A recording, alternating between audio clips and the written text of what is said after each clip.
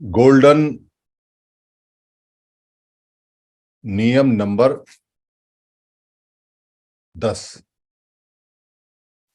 जो हमारे 10 नियम हैं उसमें 9 नियम कुछ ना कुछ करने के हैं, और जो 10वां नियम है वो उन 9 नियमों को बांधता है, उसका बंडल बनाता है, उसकी पैकेजिंग करता है, उसको सुरक्षित करता है। यानी कि सारे सारे जितने नियम हैं उनको सुरक्षा की गारंटी देता है, और इस बात की गारंटी देता है कि ये नियम ना कभी खत्म किए जाएंगे, ना कभी बदले जाएंगे, और ना ही कभी अमान्य किए जाएंगे। यानी जो 9 के 9 नियम है, ये हमारा 10वां नियम है। दरअसल किसी भी अच्छे नियमों को बनाने में, या जहां जहां भी संविधान जैसे नियम बनते हैं, वहां पर यह नियम जरूर होता है कि अच्छे नियम ना बदले जाएं, ना खत्म किए जाएं, और ना ही अमान्य किए जाएं, उनकी मान्यता कभी खत्म ना हो। एक जो शब्द है पाली के अंदर चलता है, विनंधति।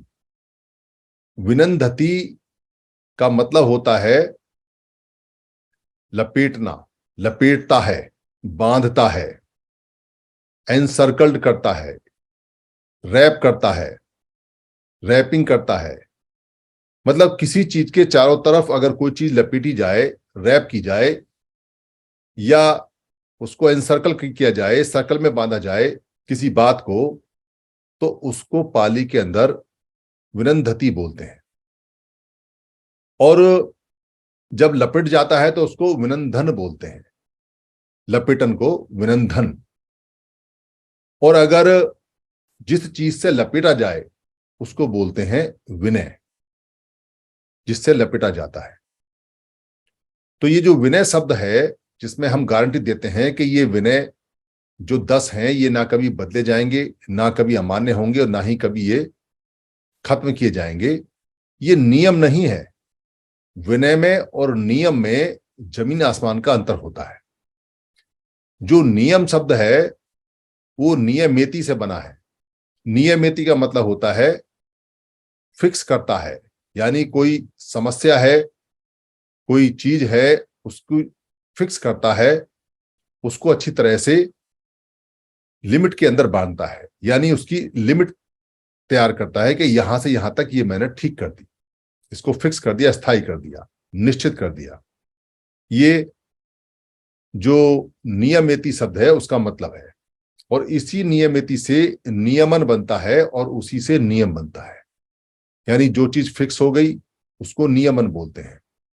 उसका एक सेट होता है। और नियामक होता है एक शब्द।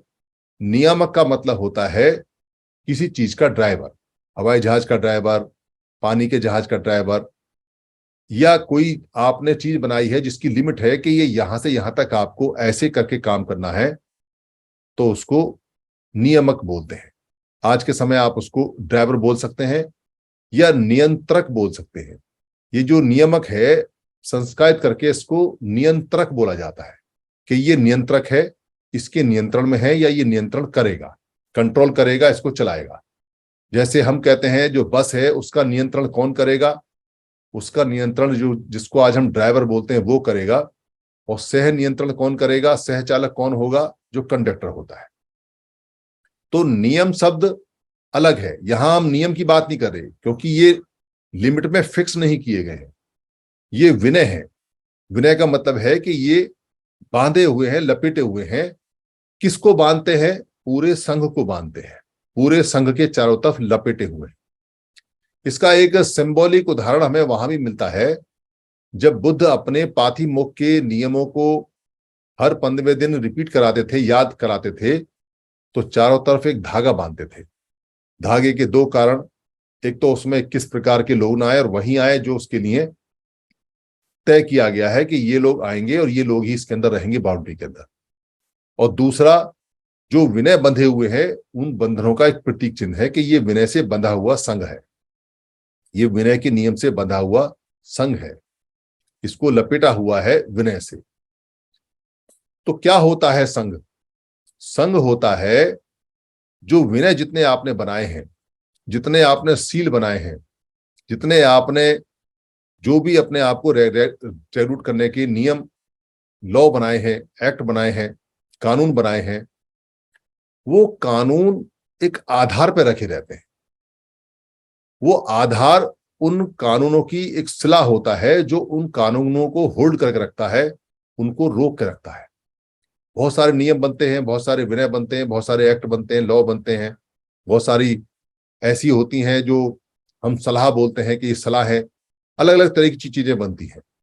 पर वो जहां रखी जाती हैं उसको बोलते हैं आधारशिला, फाउंडेशन, यानी कि उन सब चीजों के बनने की आधारशिला।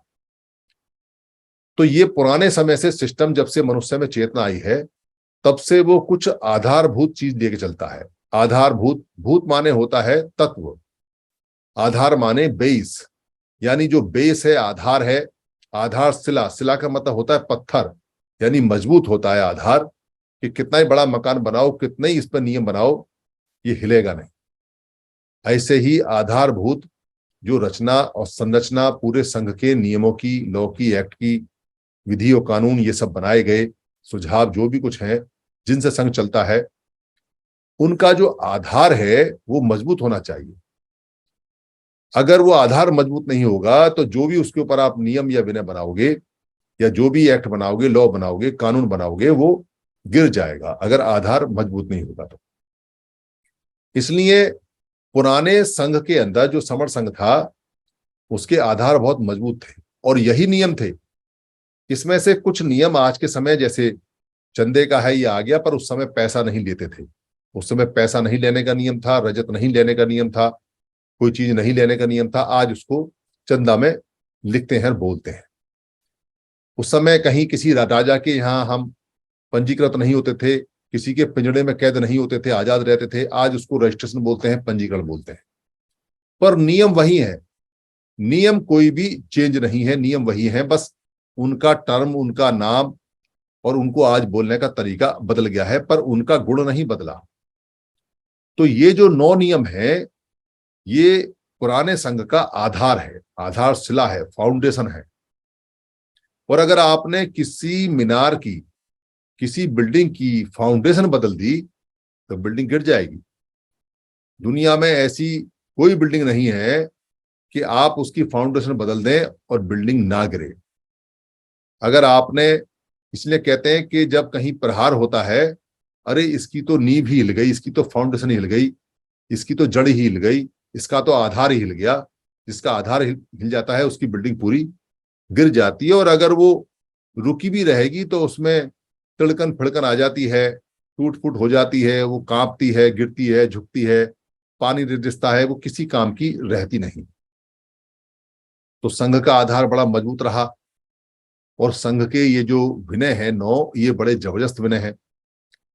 इसलिए जब भी लोग संघ को खत्म करेंगे, जब भी लोग संघ पे प्रहार करेंगे, जब भी संघ को बदलना चाहेंगे, जब भी संघ को अमान्य करेंगे, तो वो आधार पे हमला करेंगे। क्योंकि आधार पे हमला करना, और उसमें अगर कामयाब होते हैं तो सारा संघ धराशायी हो जाएगा। और अगर आधार की बजाय वो ऊपर छोटे मोटे नियम पे हमला करते रहे तो उससे कोई फर्क नहीं पड़ता, क्योंकि आधार उन सबको संभाल लेगा। अगर पेड़ का जड़ और पेड़ की तनाई चला गया तो पेड़ बचता नहीं, पर 2-4 डाली वाली टूट जाती हैं तो फिर उगाती हैं, उसमें तो कोई दिक्कत है नहीं।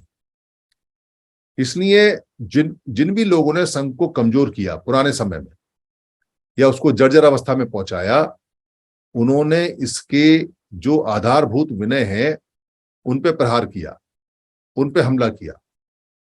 वज्जी लोगों का जो संघ का जिक्र आता है, और भी जो गढ़ परिषद थी, और भी जो संघ थे हमारे, क्योंकि संघ पूर्व में और पश्चिम में बहुत सारे उसमें गढ़ों में थे, व्यवस्था संघ की बहुत थी, नियम सबके एक से थे। प्राकृतिक नियम संघों के एक ही रहते हैं। संघ के नियम बुद्ध ने अपने जिक्र में बताए, और वो नियम ये थे कि आपको संघ का आदेश मानना है, संघ में सभी बराबर होते हैं, संघ के अंदर आपने एक ही डिसीजन लेना है और बहुमत से लेना है, और अपने बहुमत से लिए हुए निर्णय पे चलना है, उसको बदलना नहीं है। आपने अपने पुराने जो लोग हैं, जो संघ में काम करके गए हैं, उनको पूरा इज्जत देनी है। यानी सीनियरिटी का नियम है कि सीनियरिटी में आपको इज्जत देनी है।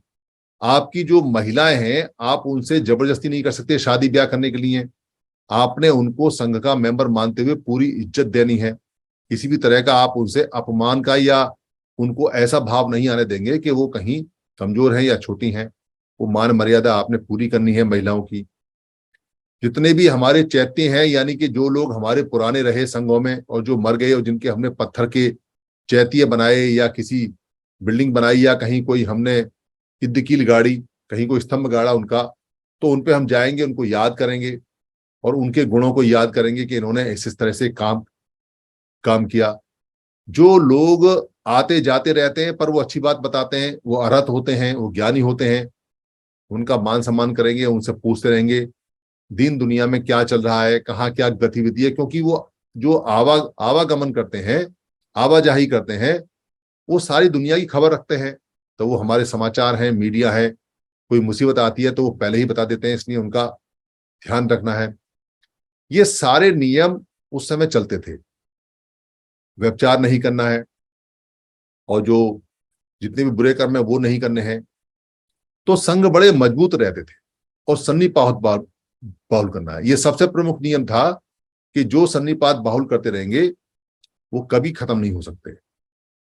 तो ये नियम लगभग सब में चलते थे। तो जब हमारा समर संघ कमजोर हुआ, कमजोर पड़ा, तो ये नियमों को तोड़ा गया, इनको बदला गया, इनको अमान्य किया गया। तब जाके संघ कमजोर हुआ।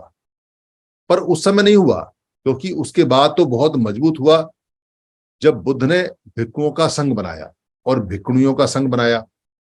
तो भिक्षु और भिक्षुणियों के संघ के नियम और भी ज्यादा तगड़े थे। उनके तो बहुत ज्यादा नियम बने और उनके आधारभूत में यही नियम थे। सारे नियम वही थे जो आधारशिला के बिना के, जो आज यहाँ 10 गोल्डन नियम है, वही भिक्षु संघ के नियम थे। वो भी पैसे नहीं लेते थे, उनका भी राजा के दरबार में कोई पंजीकरण नहीं था, उनका भी कोई रजिस्ट्रेशन नहीं था, उनके यहाँ कोई वर्ग भेद नहीं था। तब जाति तो थी नहीं, पर जो वमन का सवर्ण का भेद है वो उनके यहाँ नहीं होता था, क्योंकि उनके यहाँ सारे सवर्ण होते थे। ये कंडीशन थी कि यहाँ भेद नहीं चल सकता, इसलिए सबको सवर्ण होके आना पड़ेगा। तो समणी समण थे। और ऐसा भी हो सकता है कि अधिकतर सारे समणी हो, कोई वमन हो ही ना वहां, क्योंकि ऐसा कोई जिक्र तो है नहीं। बाद में लोगों ने कहा होगा तो वो वर्ग भेद माना नहीं जाता। उस समय सारे लोग जो खाना थे वो मिल बांट के खाते थे, क्योंकि उनका नियम मांगने का था। काम करते थे, पढ़ाते थे, उसके बाद मांग के खाते थे। उनके नियम साधारण जो समर संघ है उससे अलग होते थे, पर नियम सारे वही के वही थे। वो नियम चले। पर भिक्षु संघ ने जब अपने नियम छुपा लिए और लोगों को नहीं बताए, आज के समय भी जो भिक्षु लोग हैं पूरी दुनिया में, वो नहीं बताते कि उनके नियम क्या बने हुए हैं और उन्हीं नियमों पे चल के वो भिक्षु बनते हैं। वो भिक्षु तो बन जाते हैं उन नियमों से चीवल लेके, पर आम जनता को नहीं बताते कि ये विनय के नियम है। आम जनता को ये पता ही नहीं कि भिक्षु से कैसा व्यवहार करना चाहिए, भिक्षु को क्या नियम है, उसके नियम को नहीं तोड़ना चाहिए, उसमें हम उसके दोषी ना बने। पर वो नियम ऐसे हैं कि अगर वो आम जनता को पता चलते हैं तो भिक्षु को कई तरह का नुकसान होता है। और वो नुकसान उन्होंने खुद तय किया है, इसलिए होता है। संघ के अंदर कोई नुकसान नहीं होता, क्योंकि वो पैसा लेते हैं, विनय पीटक पैसा लेने को मना करता है। वो घरों में बैठ के दावत लेते हैं, विनय पीटक घर में बैठने के लिए मना करता है। वो अकेले चलते हैं, विनय पीटक संघ में चलने के लिए बोलता है। वो कोई पद पोस्ट नहीं ले सकते, मंचमाला नहीं ले सकते, विनय पीटक मना करता है, पर वो मंचों पर चढ़ते हैं, पद पोस्ट लेते हैं। विनय पीटक कहता है कि आप शादी ब्याह नहीं करा सकते, पर वो शादी ब्याह कराते हैं। विनय पीटक कहता है कि आप ना लेप लगाओगे, ना चंदन करोगे, ना डांस देखोगे, ना डांस वाली जगह जाओगे, ना कहीं कोई ऐसी जगह जो आपको आपके नियम तोड़ती हो, जहां मद मस्त वाला कोई चीज हो, वहां नहीं जाओगे। पर वो जाते हैं, शादी ब्याहों में भी डांस देखते हैं, सारी बातें हैं। और भी बहुत सारे नियम हैं जो उनके चलते हैं। तो भिक्षु संघ बताता नहीं। पहली बात तो भिक्षु संघ है ही नहीं, और जो भिक्षु है वो बताते नहीं। वो ये भी नहीं बताते कि उनकी जो एजुकेशन है वो कितनी है, यानी धम्मिक एजुकेशन कितनी है। क्योंकि 10 साल तक तो भिक्षु नहीं बन सकते, और 10 साल के बाद ही परीक्षा पास करनी होती है, उपसंपदा होती है, टेस्ट होता है, और टेस्ट में भिक्षु संघ बैठता है, और उसके बाद अगर वो पास करेगा तो वो भिक्खु बनेंगे, थेरा बनेंगे, और 10 साल लगातार और मेहनत करेंगे तब महाथेरा बनेंगे। तो वो बताते नहीं, तो इसलिए भिक्खु संघ का पतन हो गया, भिक्षुणी संघ का पतन हो गया, क्योंकि जो विनय आधार था उनका, और उनकी तो किताब है जो वर्ल्ड फेमस है, जिसको विनय पिटक बोलते हैं, और उनको तो विनय धर्मी बोला करते थे, जो विनय धारण करते हैं। विनय, उनको विनय से बहुत सारी चीजें उनके साथ हुआ करती थी। तो वो किताब उन्होंने छुपा ली, उसको बताया नहीं, लोगों को समझ में आया नहीं, किसी ने उसको सरल भाषा में बताया नहीं, पर उनका विनय का आधार खिसक गया। बेशक उन्होंने छुपाया तो वो भी खत्म हो गया, यानी कि उनकी आधारशिला टूट गई, तो भिक्खु संघ भी खत्म हो गया। उसके बाद में सम्राट अशोक का समय आया।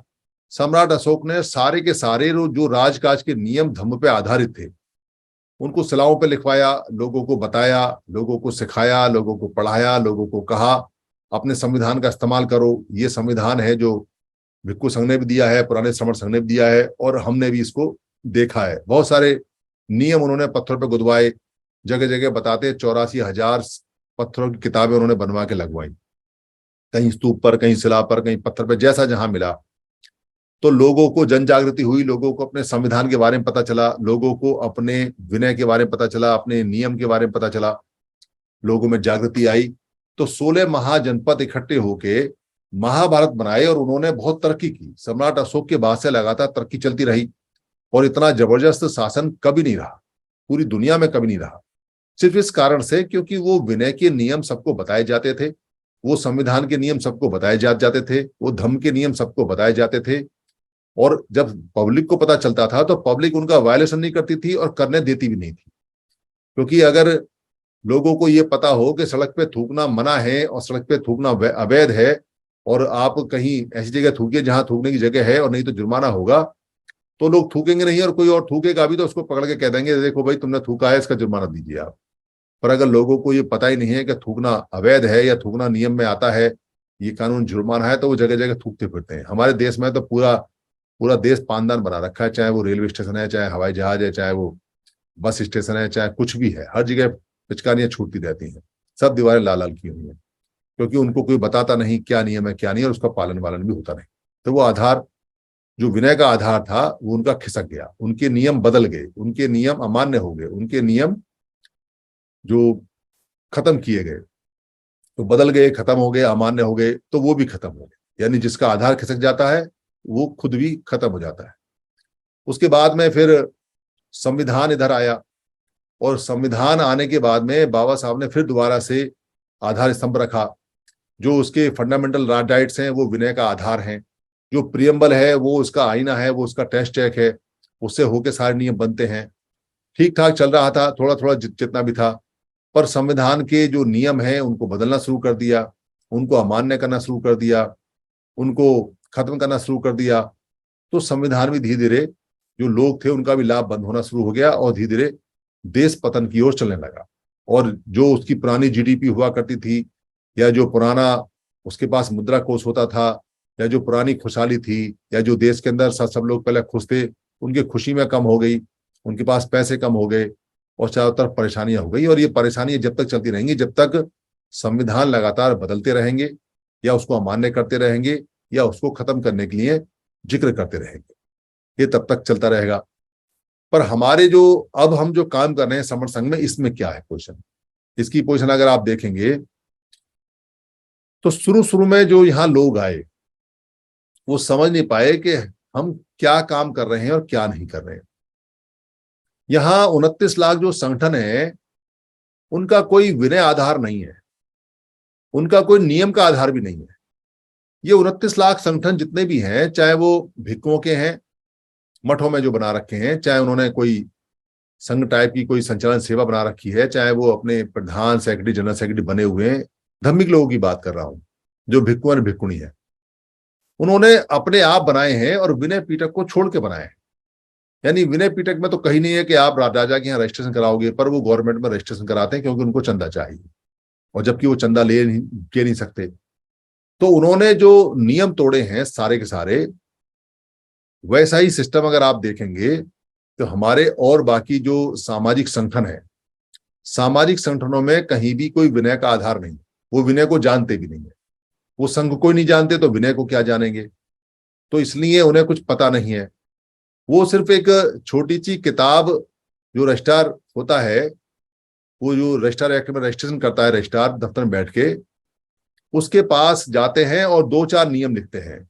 मैं इसका मालिक, ये इसका सह मालिक, ये इसका खजाने का मालिक, ये इसका संगठन का मालिक, ऐसे 2-4 मालिक उसमें नाम लिखवाते हैं और 2-4 टर्म्स कंडीशन लिखते हैं। वो रटी रटाई होती है, कॉपी पेस्ट चलती रहती है सबकी, कहीं से ले लेते हैं और उसको जमा कर देते हैं और मालिक बन जाते हैं। हमने भी एक दुकान खोल दी। उनके कोई आधार नहीं होता। जैसे संविधान के अंदर फंडामेंटल राइट्स हैं, आधार हैं, जैसे जो इसकी उद्देशिका है वो इसका प्रियम्बल, इसका आईना है, जिससे सारे जो नियम या विनय या एक्ट या जो भी कुछ निकलते हैं उससे पास होके जाते हैं। पर संगठनों का ऐसा कोई आईना नहीं होता।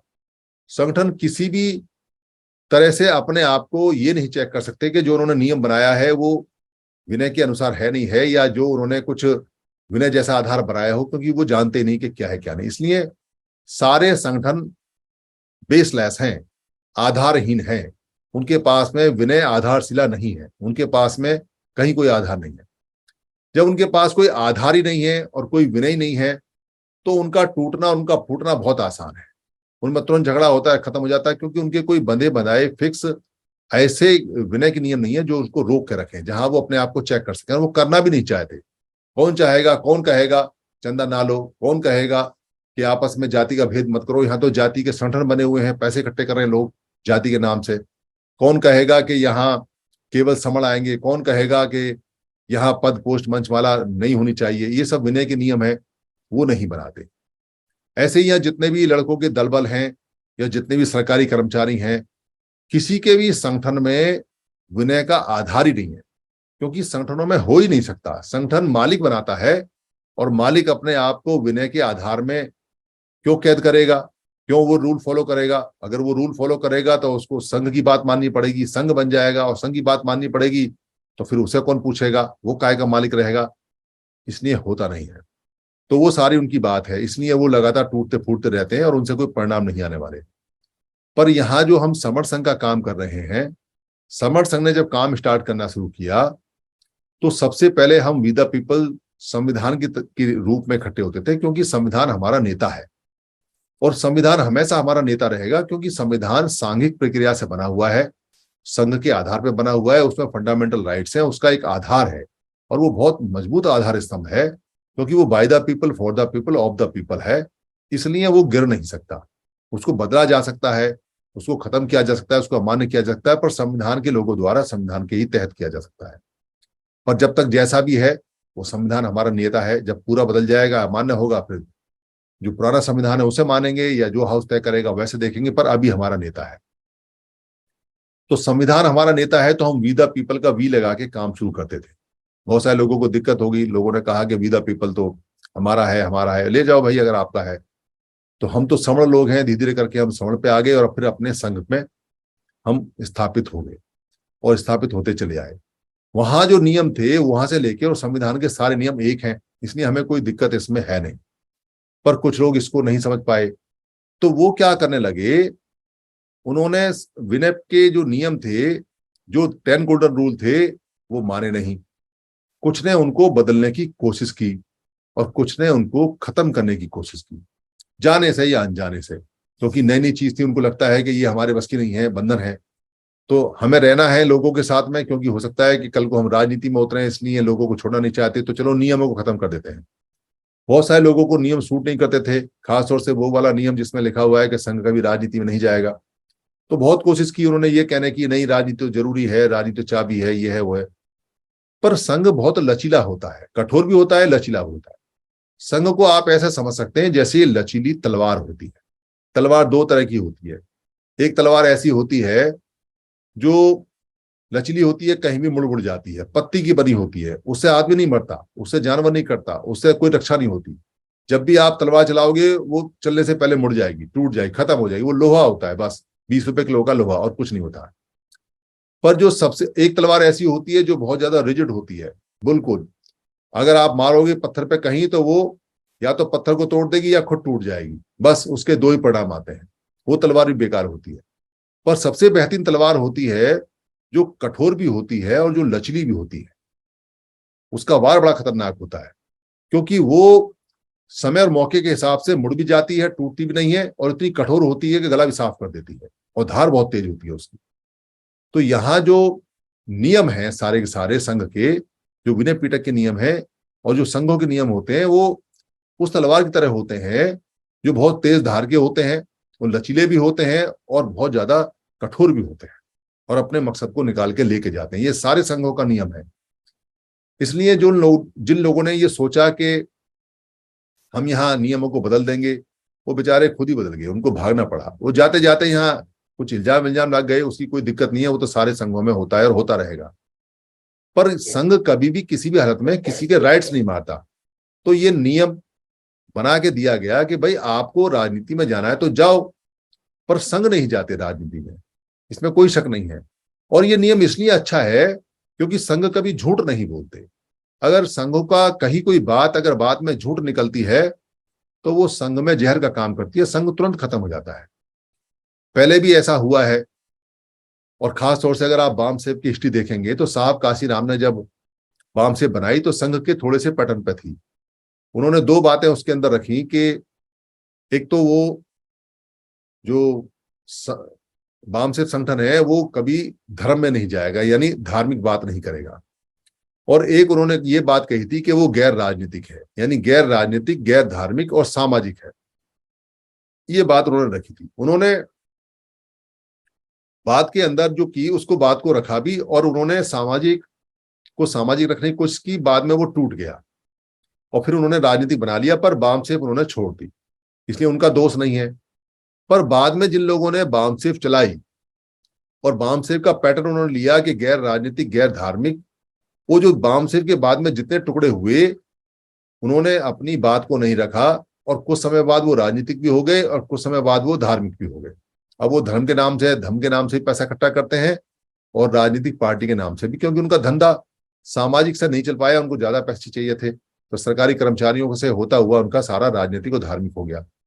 ये झूठ बोला उन्होंने।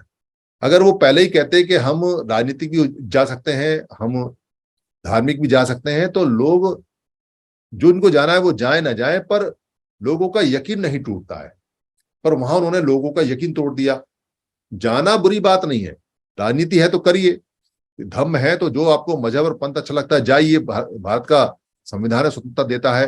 पर आपने जो कहे, जो आपके वर्ड्स थे, जो आप स्पीकिंग कर रहे थे, जो लोगों को भरोसा दिला रहे थे, उससे लोगों का भरोसा टूट गया।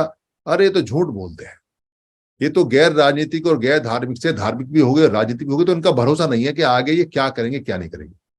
सामाजिक काम के अंदर, खास तौर से संघ के अंदर, अगर एक भी डिसीजन गैर भरोसे का हो गया, एक भी बात जो कही है आपने और वो संघ को बिना बताए, बिना पास कराए आपने बदल दी, आपने अपने फंडामेंटल नियम तोड़ दिए, आपने अपना विनय जो आधारशिल है खुद ही बंद कर दिया। खुद ही तो संघ ये कहता है कि ये नियम कभी नहीं बदले जाएंगे, ना कभी खत्म किए जाएंगे, ना कभी अमान्य होंगे, और खुद ही किसी भी नियम को अमान्य कर दे, या खुद ही किसी नियम को बदल दे, या किसी नियम को खत्म कर दे, तो फिर संघ का यकीन कौन करेगा? कोई नहीं करेगा। लोग हमारे किसी को बुरा नहीं कहते, पर जितने संघी यहाँ सक्रिय हैं और काम करने वाले हैं, चाहे वो 10,000 है चाहे 20,000 है, इनका भरोसा लोगों से उठ जाएगा, जो करोड़ों लोग हैं उनसे उठ जाएगा। इसलिए संघ अपने नियम कभी नहीं बदलता, और वो जो नियम होते हैं वो हाउस पास करके बनाता है और हाउस के द्वारा बनते हैं। तो कोई ये कह सकता है कि भाई आप तो लकीर के फकीर हो, आपने तो नियम बंद कर दिए, संघ क्या नियम ऐसे बंद होते हैं क्या? तो नियम बंद भी नहीं है। जैसे बाबा साहब अम्बेडकर ने संविधान में रखा हुआ है कि 2/3 मेजोरिटी से कोई भी नियम बदल सकते हैं, तो बदला जा सकता है। जैसे बुद्ध ने आखिरी समय आनंद को यह कहा कि आनंद, कुछ नियम जो प्रैक्टिस में ना आए उनको खत्म कर देना, और जो नए नियम प्रैक्टिस में आए और जो संघ के अनुरूप हो, धर्म के अनुरूप हो, उनको ले लेना। ये बात उन्होंने कही। और संघों के हिसाब से जैसे बुद्ध को जब सजा हुई, सिद्धार्थ गौतम को सजा हुई, और सजा होने के बाद में जब वो शाक्य संघ से निकाल के बाहर खड़े कर दिए, चले गए, और बाद में जब कोलियों का और शाक्यों का झगड़ा खत्म हो गया और उनमें आपस में बात करके सुलह हो गई और युद्ध नहीं हुआ, तो उन्होंने बुद्ध के जो डिसीजन लिया था बुद्ध का कि सिद्धार्थ गौतम का कि देश निकाला गया, वो वापस ले लिया। तो लचीलापन भी है, क्योंकि लचीलापन इसलिए है क्योंकि इसके अंदर भी एक नियम है, संघ आदि से सब सर्वोपरि, यानी संघ का आदेश सबसे बड़ा है। और ये बात मैंने कई दफा बताई है आपको, मैं फिर बता रहा हूं, ना खाता ना बही, जो संघ कह दे वो सही। क्योंकि बाय द संघ फॉर द संघ ऑफ द संघ है, संघ ही नियम बनाता है, अपने लिए बनाता है, और संघ के नियम ही होते हैं। इसलिए ये जो विनय के आधार हैं ये भी संघ ने बनाए हैं, इसलिए संघ सबसे बड़ा होता है। संविधान का जो प्रियम्बल है वो कहीं आसमान से नहीं आया है, उसको प्रियम्बल को बनाने वाला भी संघ है, और जो फंडामेंटल राइट हैं उनको बनाने वाला भी संघ है, और वो संघ के द्वारा है और संघ के लिए हैं और संघ के हैं। इसलिए वी द पीपल, हम भारत के लोग हर चीज से बड़े हैं। इसलिए ये कहावत है और इसको गांठ बांध दीजिए, ना खाता ना बई, और जो संघ कह दे वो सही, ये दुनिया में चलता है। इसलिए संघ सबसे ऊपर होता है, और वो खुद अपने नियम बनाता है, जो अपने लिए बनाता है और खुद कहता है कि ये नियम हमने बनाए हैं, अपने लिए बनाए हैं और ये मान्य है, और ये सर्वोपरि है। सर्वोपरि मतलब खुद नियम बनाता है और खुद के लिए कहता है कि नियम ऊपर है, यानी कि अपने बनाए हुए नियमों को अपने से भी ऊपर रख के वो चलता है। ये संघ की खास बात है। और संगठनों की क्या खास बात है? संगठनों में जो नियम बनाते हैं वो व्यक्ति नियमों से ऊपर अपने को रखते हैं, ये उल्टा नियम है वहां पर। और यहाँ व्यक्ति जो सारा समूह बनाता है फिर उसको पालन करता है, उसके लिए मरता है और जीता है कि ये मेरे संगादी शेष हैं, इन पे मैं जीऊंगा, इन पे मैं मरूंगा। इसलिए ये जो बंडल बंधा हुआ है, जो विरंधति की होती है, यानी रैप होता है सारे सारे नियम, और विनय के चारों तरफ ये नियम लपेट के एक आधार स्तंभ मौजूद बनता है। इस पे प्रहार किए जाते हैं तो कैसे किए जाते हैं? या तो इसकी रस्सी को ढीला करने की कोशिश की जाती है जो बंधी हुई है। क्या ढीली करने की कोशिश की जाती है?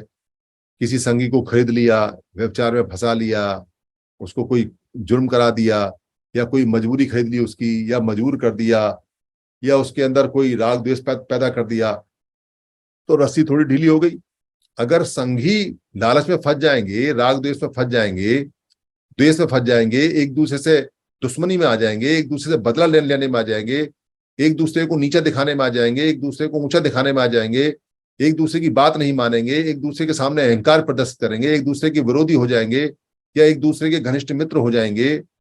अगर संगी ऐसे हो जाएंगे तो कभी भी कहीं भी वो कमजोर पड़ सकते हैं, और किसी भी नियम को, जो नियम विनय आधार के अनुरूप ना हो, उसके उल्टा हो, उसको पास कर सकते हैं। या कह सकते हैं कि थोड़ी इसमें रिलैक्सेशन का नियम ले आइए। जब भी संघ खराब हुए हैं, उनके जो नियम है, आधारभूत नियम है, या तो वो थोड़े से बदले गए हैं, या कोई रस्सी ढीली गई है, या उसमें लालच पैदा करके वो कमजोर किए गए हैं, या उस पर कोई ऊपर से जामा पहना दिया गया है, या उन सारे नियमों को बदल के कोई और नियम उसी रूप में रख दिए गए हैं। ये सबसे ज्यादा खतरनाक है कि वही नियम रूप बदल के सामने रखे जाए। अधिकतर जो संघ टूटते हैं वो ऐसे टूटते हैं कि आधारभूत नियम के समक्ष कोई नियम पेश किया जाता है, और उसके ऊपर इतनी ज्यादा वकालत की जाती है, इतनी ज्यादा दलील दी जाती है, ये ठीक है नियम, ये ऐसा नियम ठीक है, ये होना चाहिए, और ये बढ़िया है, और ये पहले वाले से बढ़िया है, और ये नियम ऐसा है वैसा है। और उस समय जो लोग सोच नहीं पाते और मेहनत नहीं कर पाते, वो गलती से नियम पास कर देते हैं ये सोच के कि उससे अच्छा है। पर नियम पास कराने वाला जानता है कि वो कौन सा नियम पास करा के इसको कहाँ इस्तेमाल होने वाला है, कौन सा विनय पास करा के कहाँ इस्तेमाल होने वाला है। इसलिए जब भी संघ टूटते हैं या जब भी संविधान टूटते हैं, उसमें नियमों की या तो मरम्मत करते हैं, उनको बदलते हैं, या नियम को उड़ा देते हैं, खत्म कर देते हैं, और या नियम में डिफ्लेक्शन पैदा कर देते हैं, उसको चेंज कर देते हैं, थोड़ा सा मॉडिफाई कर देते हैं, उसको बदल देते हैं और अपने पक्ष में कर लेते हैं, इफ और बट लगा के। इफ और बट का बड़ा है, यानी कि किंतु परंतु लगा के उसको अपने फेवर में कर लेते हैं। एक एक शब्द की कीमत होती है संविधान के अंदर, तो वो कर लेते हैं, तो पता नहीं चलता क्या हुआ क्या नहीं हुआ। लेकिन यहाँ बताया जाता है, मुझे नहीं पता कि वो बात सच है या गलत है, पर बताते हैं कि बाबा साहब अम्बेडकर जब जो शेड्यूल ट्राइब है उनको रिजर्वेशन की बात कर रहे थे, तो उन्होंने लिखा भील मीना। तो भील मीना एक शब्द था, और किसी ने कॉमा लगा दिया, भील अलग कर दिया, मीना अलग कर दिया, तो आज जो राजस्थान में जो मीनाओं को मिलता है, वो मीना अपने आप को अपर कास्ट बोलते हैं, बड़ा आदमी बोलते हैं, जमींदार बोलते हैं, वो अपने आप को मानते ही नहीं, और सारा रिजर्वेशन पूरे देश का उन मीनाओं को मिलता है। बताते तो ऐसा है कि बाबा साहब ने भील जो लोग थे जंगलों में रहने वाले, भील मीना को दिया था, पर मीना ये ले गए लोग, नाम बदल बदल के मीना लगा लगा के ले गए। पता नहीं ये बात सच है या खराब है, पर एक एक कौमा बिंदी का असर चारों तरफ होता है, इसमें कोई शक नहीं। तो इसलिए यहां जो ये 10वां नियम है हमारा, ये 10वां नियम 9 नियमों को लपेट के मजबूती से रखता है। संघ में अब या बाद में, देखो ये सारे लोग जितने भी हैं ये अजर अमर तो है नहीं, इनमें से कुछ लोग मर जाएंगे, कुछ रहेंगे, कुछ नए आते जाएंगे, संघ चलता रहेगा, वो तो रुकता नहीं। तो अब या बाद में जब कभी भी इन 10 नियमों को कोई छेड़े, या इन 10 नियमों को कोई बदले, या इन 10 नियमों को कोई खत्म करने की बात करे, या इनमें से कहे कि ये नियम ठीक नहीं है, ये नियम क्या है क्या नहीं है, तो बेहतर होगा कि उस पर चर्चा ना की जाए, बेहतर होगा कि उसको छोड़ दिया जाए, बेहतर होगा कि उसको 10वां नियम बता दिया जाए। जब तक कोई भारी इमरजेंसी ना आ जाए, जब तक पूरे संघ को ये ना लगे और 100% संघ को ये ना लगे कि अब ये ऐसा होना चाहिए, तब तक नियम को छेड़ा नहीं। क्योंकि आधार स्तंभ को सबसे पहले चोट मारी जाती है। जो शातिर बदमाश होते हैं, जो संघों को तोड़ते हैं, सबसे पहले आधारभूत नियमों में सेध लगाते हैं। जैसे संविधान में आपने देखा होगा, वो धर्म निरपेक्ष जो शब्द था, उसके प्रेमबल में उसको पंथ निरपेक्ष कर दिया गया। और भी कई सारी चीजें हैं, पर जो चीज उसमें जोड़ने की थी वो जोड़ी नहीं। उसमें जो हमें जो इसकी जो पैसे वाला जो हिस्सा था कि सबको बराबर पैसा मिलना चाहिए, और जितने भी देश में नागरिक हैं उनको एक सुरक्षा मिलनी चाहिए कि उनको पैसा मिले, उनको पेंशन मिले, उनको बेरोजगारी भत्ता मिले, यानी जो सुरक्षा थी, आर्थिक सुरक्षा थी, उसमें आर्थिक सुरक्षा का जिक्र नहीं है। उसमें जो सामाजिक सुरक्षा थी, जिसमें कास्ट सिस्टम खत्म होना चाहिए, उसका जिक्र नहीं है। बस राजनीतिक सुरक्षा रह गई हमारे लिए। तो वो चीजें सारी की सारी एक एक करके एक एक करके लोग उसको तोड़ते हैं, फोड़ते हैं, और ये प्रक्रिया लगातार चलती रहती है। इसलिए सावधान रहना है और हमेशा अपने संघ को प्रोटेक्ट करना है, बहुत वाइजली काम करना है। 10 के 10 गोल्डन नियम लगभग पूरे हो गए हैं, दोबारा से हुए हैं। 40-40 मिनट के, 30-30 मिनट के, 50-50 मिनट के हैं। जितने संघी हैं उनको बार बार सुने, बार बार उनको पढ़ें, बार बार देखें। ये लगातार मॉडिफाई होते रहेंगे, लगातार ये बढ़ते रहेंगे, लगातार इनमें जुड़ता रहेगा, लगातार और बातें होती रहेंगी। क्योंकि कोई भी चीज जो संघ की है वो कोई छोटी नहीं है, वो बहुत बड़ी बड़ी है। और संघ का जो पूरा चैप्टर है वो बहुत कमाल का और बहुत बड़ा है। सारी दुनिया में जो लोग संघ को समझ गए वो जीत गए, और जो लोग संघ के शब्द को भी नहीं जाते हैं वो गुलाम हैं। कहीं पे टट्टियां उठा रहे हैं, कहीं पे चमड़ा काट रहे हैं, कहीं पे बकरी चला रहे हैं, कहीं पे खेत में पानी लगा रहे हैं, कहीं पे रिक्शा चला रहे हैं, कहीं सड़कों पे भीख मांग रहे हैं। जो संघ को नहीं जाने उनकी ये हालत है, और जो संघ को जान गए वो बड़े बड़े अफसर हैं, बड़े बड़े इंडस्ट्रियलिस्ट हैं, बड़े बड़े नेता हैं, बड़े बड़े लोग हैं, बड़ा बड़ा काम कर रहे हैं। उनके पास सारी चीजें हैं, सब पैसा है, सारी सुरक्षा है, सारी जमीनें हैं, सारी इंडस्ट्री है, सारी पावर है, सारे नियम है, सारे कानून हैं, सारे अस्पताल हैं, हर चीज उनके पास है। इसलिए अगर आपने हर चीज प्राप्त करनी है तो सिर्फ हर चीज प्राप्त करने का एक एक रास्ता सबसे आसान है, और वो है सांघिक होना, संघ में आना, संघ में जुड़ना। जो जुड़े हैं वो मजे ले रहे हैं, जो जुड़े हैं वो जीते हैं, जो जुड़े हैं उनके बच्चे ऐश कर रहे हैं, जो जुड़े हैं उनके बच्चे विदेश में पढ़ रहे हैं, जो जुड़े हुए हैं उनके पास पैसे ही पैसे हैं, जो जुड़े हुए हैं उनके पास सारी जमीन है, जो जुड़े हुए हैं उनके पास सारी इंडस्ट्री है, जो जुड़े हुए हैं उनके पास सारी शिक्षा है, जो जुड़े हुए हैं उनके पास सारी नॉलेज है। और जो नहीं जुड़े हैं वो धक्के ही खा रहे हैं। इसलिए अगर धक्के नहीं खाने हैं और हर चीज प्राप्त करनी है तो जुड़े और जीतें। जो जुड़ेंगे वो जीतेंगे। मेरे इस वक्तव्य में अगर कोई कमी या किसी को कुछ खराब लगा हो तो मैं उससे माफी मांगता हूं। संघ मुझे माफ करे, संघ मुझे माफ करे, संघ मुझे माफ करे। जय भीम, नमो बुद्धाय।